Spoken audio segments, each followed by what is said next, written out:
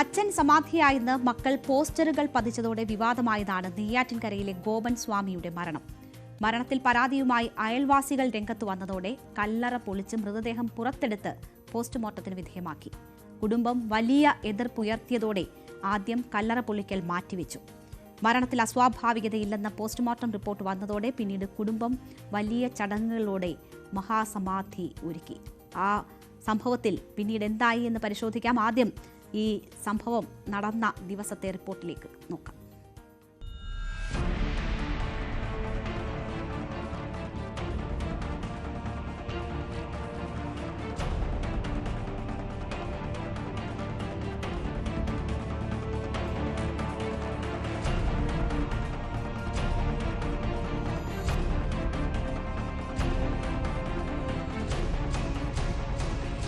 ഈ വർഷം ആദ്യം ജനുവരി 10-നാണ് വിവാദങ്ങളുടെ തുടക്കം. അയൽവാസിയായ ഗോപൻ മരിച്ചു എന്നത് പോസ്റ്ററിലൂടെ മാത്രം അറിഞ്ഞ പ്രദേശവാസികളുടെ സംശയവും പരാതിയുമാണ് മരണം വലിയ ചർച്ചയാക്കിയത്. അച്ഛൻ മരിച്ചതല്ലെന്നും മുൻകൂട്ടി പറഞ്ഞതനുസരിച്ച് സമാധി ഇരുത്തിയതെന്നും മക്കൾ പറഞ്ഞതോടെ ദുരൂഹതയാരോപിച്ച് നാട്ടുകാർ രംഗത്തെത്തി. മക്കളായ സനന്ദനും രാജസേനും ചേർന്നാണ് വീടിനടുത്ത് സംസ്കാരം നടത്തി അവിടെ സമാധി മണ്ഡപം സ്ഥാപിച്ചത്.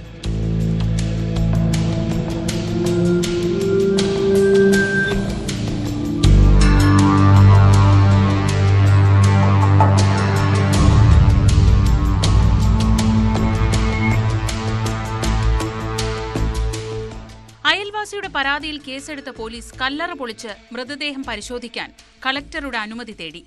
അനുമതി ലഭിച്ച് പോലീസ് സംഘം സ്ഥലത്തെത്തിയപ്പോൾ കുടുംബം തടഞ്ഞു. കല്ലറയ്ക്ക് മുന്നിൽ ഗോപൻ സ്വാമിയുടെ ഭാര്യയും ബന്ധുക്കളും കുത്തിയിരുന്ന് പ്രതിഷേധിച്ചു. പോലീസ് നടപടി ഏകപക്ഷീയമെന്നായിരുന്നു കുടുംബത്തിന്റെ നിലപാട്.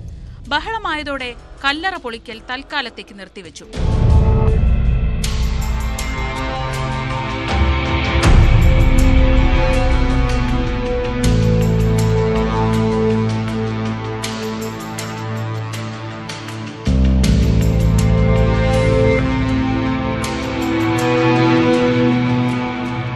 ബന്ധുക്കളുടെ ഭാഗം കൂടി കേൾക്കാമെന്ന് സബ് കളക്ടർ നിർദ്ദേശിച്ചതിന്റെ അടിസ്ഥാനത്തിലായിരുന്നു നടപടി.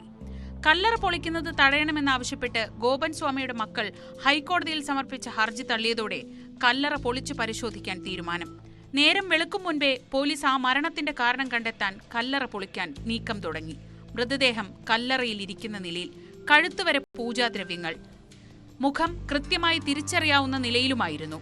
അങ്ങനെ സമാധിയുടെ ചുരുളഴിയാൻ തുടങ്ങി. പോസ്റ്റ്മോർട്ടത്തിന്റെ പ്രാഥമിക വിവരങ്ങൾ പുറത്തു വന്നപ്പോൾ തന്നെ അസ്വാഭാവികതകളില്ലെന്ന് വ്യക്തമായി. ഒരാഴ്ച സമാധിയെ ചുറ്റിപ്പറ്റി ഉണ്ടായ വിവാദങ്ങൾക്കും നാടകീയതകൾക്കും സംഘർഷങ്ങൾക്കും വൈകാരിക സാഹചര്യങ്ങൾക്കുമെല്ലാം അവസാനമായി. പിന്നീട് വിട്ടുകിട്ടിയ മൃതദേഹം കുടുംബം വലിയ ചടങ്ങുകളോടെ കല്ലറയിൽ സമാധിയിരുത്തി.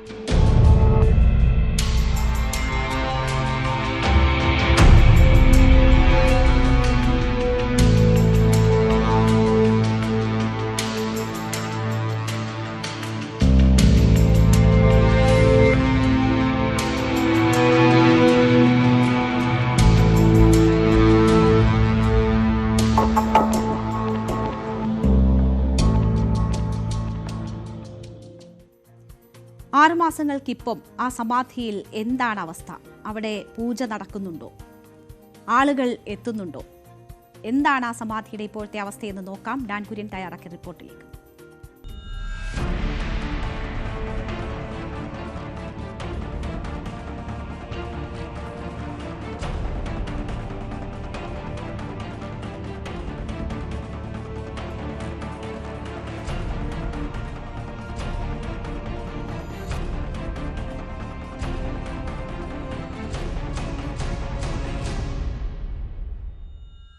നെയ്യാറ്റിൻകര ആറാലമൂട് സ്വദേശിയായ ഗോപൻ സ്വാമിയെ സമാധി ഇരുത്തിയതിലൂടെ വിവാദത്തിലായ ശ്രീ കൈലാസനാഥ ക്ഷേത്രത്തിന്റെ പരിസരത്താണ് ഞാനിപ്പോൾ ഉള്ളത്. ഈ ക്ഷേത്രത്തിൽ ഉപദേവതയെ കുടിയിരുത്തുന്നതിന് വേണ്ടിയിട്ടുള്ള ചില നിർമ്മാണ പ്രവർത്തനങ്ങളൊക്കെ തച്ചന്റെ നേതൃത്വത്തിൽ അകത്ത് നടക്കുന്നുണ്ട്.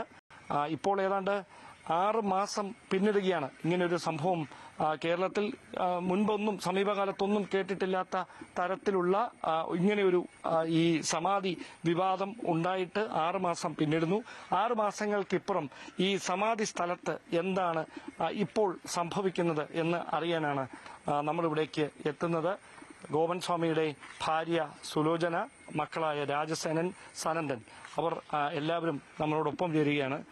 ഓക്കെ, ഇത് എന്നാണ്? അതായത് നമ്മുടെ അച്ഛൻ സമാധിയായി 41-നാണ് ഇത് ചടങ്ങ്. യഥാർത്ഥത്തിൽ അച്ഛന്റെ സമാധി സമയം മുതൽ 41-ആണ്. അപ്പൊ ആ 41 ആയപ്പോഴത്തേക്ക് നടത്താൻ സാധിച്ചില്ല ഈ വിഷയങ്ങളോടെ തന്നെ. അപ്പം മഹാസമാധി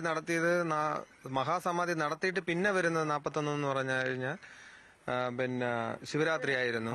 അന്ന് നമുക്ക് അന്നത്തെ സാഹചര്യവും അന്ന് ഒത്തില്ല. അപ്പം നമ്മൾ അതിനുശേഷം ഈ ശിവലിംഗ പ്രതിഷ്ഠ മയിലാടിയിൽ നിന്ന് നമ്മളത് ഓർഡർ ചെയ്ത് അത് വരികയും ചെയ്തു. അത് ശിവലിംഗ പ്രതിഷ്ഠ നടത്തണം. അതായത് ശിവനിൽ ലയിച്ച ഒരാളാണ്, ഒരു മനുഷ്യനായിരുന്നു, ദൈവമല്ല. അപ്പം മനുഷ്യനായിരുന്നു. ആ മനുഷ്യനായിട്ട് ജനിച്ചിട്ട് ആ ഈശ്വരനെ ധ്യാനം, തപസ്, ഉപാസന എന്നീ ക്രമങ്ങളുടെ ഈശ്വരാരാധന, ആത്മാരാധന ചെയ്ത് ഭഗവാനെ ശരിക്കും പ്രീതിപ്പെടുത്തി ഒരു ഭഗവാന്റെ ഭക്തൻ എന്ന് പറയുന്ന ആ ഒരു വലിയൊരു തലത്തിലേക്ക് ആ ഒരു ഗോപൻ സ്വാമി എന്റെ അച്ഛനും ആയി കഴിഞ്ഞു. ഇത് എങ്ങനെയാണ് ഇതിന്റെ സാമ്പത്തികമൊക്കെ എത്രയധികം? സാമ്പത്തികം അത് തന്നെ. സാമ്പത്തികമൊക്കെ നമ്മുടെ ഒരു പശുവിനെ ഒക്കെ വിറ്റ് ചെയ്യേണ്ട ഒരു ഞാനത് വാർത്തയിലൊക്കെ നമ്മളെ കൊണ്ടുപോയി വിറ്റ് അങ്ങനെ നമ്മളത് നമുക്ക് ചെയ്തേ പറ്റൂ. എത്ര എങ്ങനെയാ ഇത് വെളിപ്പെടുത്തുന്നത്? അങ്ങനെ ഭഗവാന് സമർപ്പിക്കുന്നത് ഒരിക്കലും നമ്മൾ അതിനൊരു വിലപേശാൻ പാടില്ല.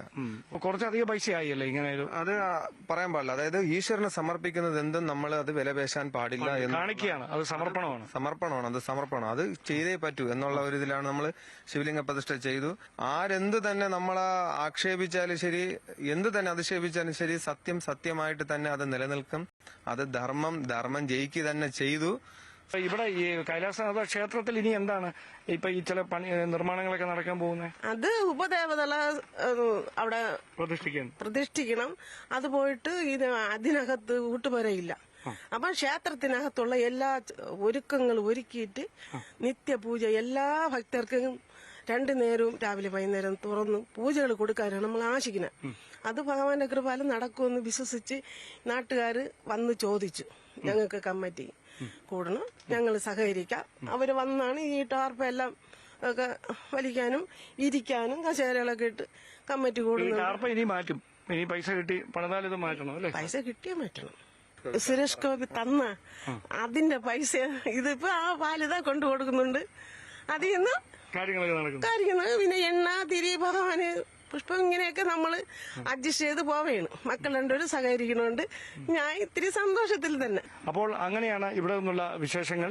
ഇവിടെ ശിവലിംഗ പ്രതിഷ്ഠ നടത്തിയതിന് സമീപത്തായിട്ട് ഒരു അല്പം കൂടി സൗകര്യത്തിൽ ഈ ഉപദേവ പ്രതിഷ്ഠ നടത്തി അതിനുശേഷം സമാനമായി ഇവിടേക്ക് അല്പം കൂടി അറ്റകുറ്റപ്പണികൾ നടത്തി ഈ സമാധി സ്ഥലം വിപുലമാക്കുന്നതിന് വേണ്ടിയിട്ടുള്ള ഒരു ക്രമീകരണമാണ് നാട്ടുകാരുടെ അല്ലെങ്കിൽ വിവിധ ഹൈന്ദവ സംഘടനകളുടെ ഉൾപ്പെടെ സഹായത്തോടെ അവർ ചെയ്തുകൊണ്ടിരിക്കുന്നത്. അത് എത്രയും പെട്ടെന്ന് പൂർത്തിയാകുമെന്നാണ് ഗോപൻ സ്വാമിയുടെ കുടുംബാംഗങ്ങൾ വ്യക്തമാക്കുന്നത്. ക്യാമറമാൻ ബിബിൻ മുരളിക്കൊപ്പം ഡാൻ കുര്യൻ, ന്യൂസ് 18. സത്യം ജയിച്ചു എന്നതാണ് ഗോപൻ സ്വാമിയുടെ മകൻ പറയുന്നത്. എന്തായാലും അവിടെ മറ്റ് ദേവതകളെ കുടിയിരുത്തി കൂടുതൽ വിപുലമായ പൂജാ കാര്യങ്ങളൊക്കെ നടത്താനാണ് കുടുംബത്തിന്റെ തീരുമാനം.